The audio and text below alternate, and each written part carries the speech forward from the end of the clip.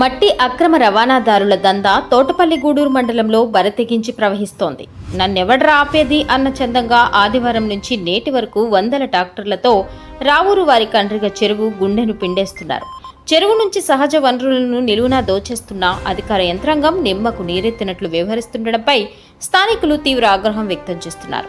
సాధారణంగా చెరువులో మట్టి తరలించాలంటే మైనింగ్, రెవెన్యూ శాఖల నుంచి అనేక ముందస్తు అనుమతులు తప్పనిసరి. కానీ ఈ మట్టి దందాలో అవేవి పట్టించుకోవడం లేదు. కారణం రెవెన్యూ మొదలుకొని సంబంధిత శాఖల అధికారుల వరకు భారీగా ముడుపులు అందినట్లు స్థానికులు బహిరంగంగానే ఆరోపిస్తున్నారు. ముడుపులు అందకపోతే కళ్ళెదుటే చెరువు కడుపు కోస్తుంటే అధికారులు ఎందుకు నోరు మెదపరు అని ప్రజలు ఘాటుగా ప్రశ్నిస్తున్నారు. ఈ అక్రమ రవాణాపై స్థానిక వీఆర్ఓను వివరణ కోరగా విస్తుపోయే నిజాలు బయటపడ్డాయి. ఇదంతా రూరల్ ఎమ్మెల్యే గారి ఆదేశాల మేరకే జరుగుతోంది.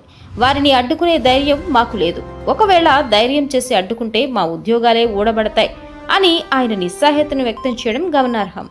ఈ సమాధానంతో ప్రజలు మరింత మండిపడుతున్నారు. ప్రభుత్వ నిబంధనలు పుస్తకంలో ఎమ్మెల్యేకు ఒక రూలు, అధికారులకు మరో రూలు ఉంటుందా? ప్రజాప్రతినిధులు చెప్పిన అక్రమాలకు తలలూపడానికా అధికారులకు జీతాలిస్తున్నది? ప్రభుత్వ ఆస్తులను, చెరువులను కాపాడలేనప్పుడు ఈ ఉద్యోగాలు దేనికి అని మండల ప్రజలు నిలదీస్తున్నారు.